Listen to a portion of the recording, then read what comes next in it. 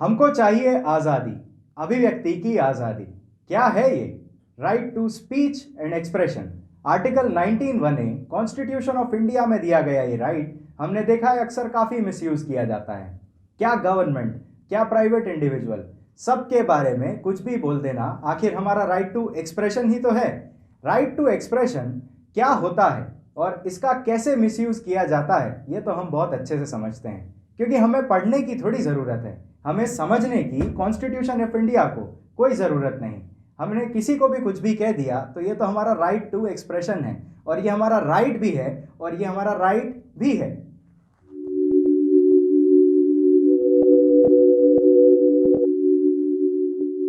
और दोस्तों, क्या इंडिया में कोई भी राइट अनलिमिटेड हो सकता है? या राइट ही क्यों, किसी भी चीज़ के बारे में हम बात करें तो क्या वो अनलिमिटेड हो सकती है? क्या लिमिटलेस नाम की कोई चीज़ इंडिया में एग्जिस्ट भी करती है? जी नहीं दोस्तों, हर चीज़ के ऊपर, हर बात के ऊपर एक लिमिट सेट की गई है। अगर हम प्रेसिडेंट की बात करें तो प्रेसिडेंट ऑफ इंडिया काम करते हैं union cabinet of ministers and to be headed by prime minister की एडवाइस पे। अगर हम बात करें जुडिशरी की तो जुडिशरी काम करती है जो लॉ लेट डाउन किया जाता है लेजिस्लेचर के द्वारा उसके ऊपर। अगर हम बात करें लेजिस्लेचर की तो लेजिस्लेचर काम करता है इस बुक कॉन्स्टिट्यूशन ऑफ इंडिया के द्वारा। तो पूरा इंडिया आखिरकार एक दूसरे में ओवरलैपिंग इफेक्ट से बंधा हुआ है। अगर हम बात करें कि हम सिटीजन हैं जिनका बहुत एक्सप्लॉइटेशन हुआ था आज़ादी के पहले, और इसलिए आज़ादी के बाद हमें इस संविधान में आर्टिकल 19(1)(a) में मिला right to speech and expression. तो क्या वो भी लिमिटलेस हो सकता है? जी नहीं। Right to speech and expression के बहुत सारे लिमिट्स, बहुत सारे डिफेंसेस, बहुत सारे एक्सेप्शंस दिए गए हैं उसी बुक में। शॉर्टर कॉन्स्टिट्यूशन ऑफ इंडिया मेरे पास है, रिटन बाय दुर्गादास बासु।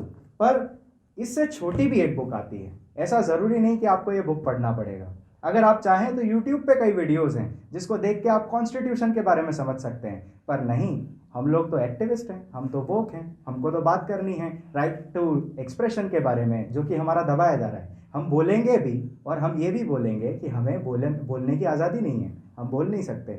ऐसा कैसे हो सकता है दोस्तों? तो हम सबसे पहले ये समझते हैं कि क्या आखिर वो एक्सेप्शंस हैं जो आर्टिकल 19(1)(a) यानी right to freedom of speech and expression को रोकते हैं। कहाँ पे आप अपना एक्सप्रेशन का राइट, स्पीच का राइट खो देते हैं।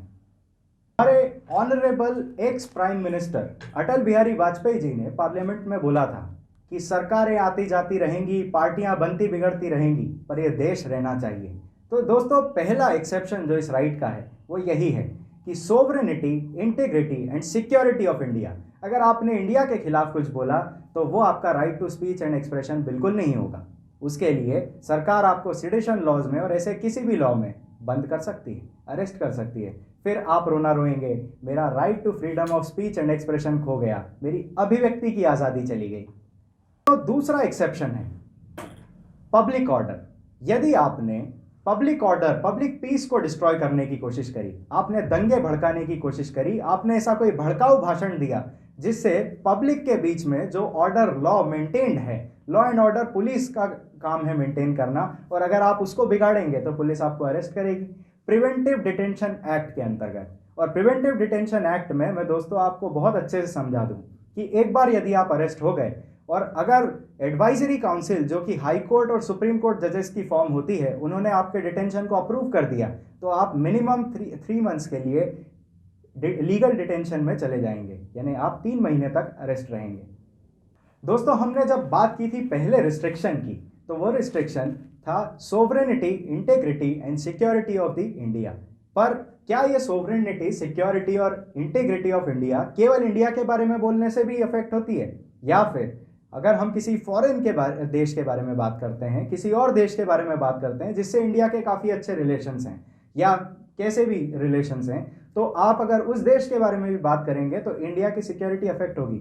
जी हाँ, अफेक्ट होगी। यदि आपने किसी भी दूसरी कंट्री के बारे में बोला है और वो आप डिफेंस ले रहे हैं अभिव्यक्ति की आज़ादी के अंतर्गत, तो वो आज़ादी आपको नहीं मिलेगी अगर उससे भारत को खतरा है। हमारा रीजनेबल रिस्ट्रिक्शन आता है डिसेंसी एंड मोरालिटी। जी हाँ, इंडियन पीनल कोड 1860 का सेक्शन 294 कहता है कि यदि आपने ऑब्सिनिटी क्रिएट की, यदि आपने स्लैंग लैंग्वेज का इस्तेमाल किया ओपनली पब्लिक में, जहाँ पे आपने इस देश की कल्चर को डिस्ट्रॉय करने की कोशिश करी, आपने डिसेंसी खो दी, आपने मोरालिटी खो दी, आप गालियाँ दे रहे हैं, तो ये दोस्तों आपका कभी भी डिफेंस नहीं होगा। आप नहीं कह सकते कि ये मेरा right to freedom of speech and expression है। नेक्स्ट हमारा रीजनेबल ग्राउंड ऑफ रिस्ट्रिक्शन है कंटेम्प्ट ऑफ कोर्ट, यानी न्यायालय की अवमानना। दोस्तों, जब भी कोई कोर्ट कोई डिसीजन, कोई डिक्री पास करती है और उस डिसीजन से आप हैप्पी नहीं हैं, तो आप उसके बारे में अपनी सहमति, असहमति, अपना डिसएग्रीमेंट जरूर दर्ज करा सकते हैं, पर आप कहीं भी उस डिसीजन को गलत नहीं बता सकते। कंटेम्प्ट ऑफ कोर्ट कहीं भी right to speech and expression का पार्ट नहीं है, वो एक एक्सेप्शन है। यदि आपने कंटेम्प्ट ऑफ कोर्ट किया तो जेल जाने के लिए तैयार हो जाइए। अब बात करते हैं आखिरी रीजनेबल रिस्ट्रिक्शन की, और वो है इंसाइटमेंट ऑफ ऑफेंस।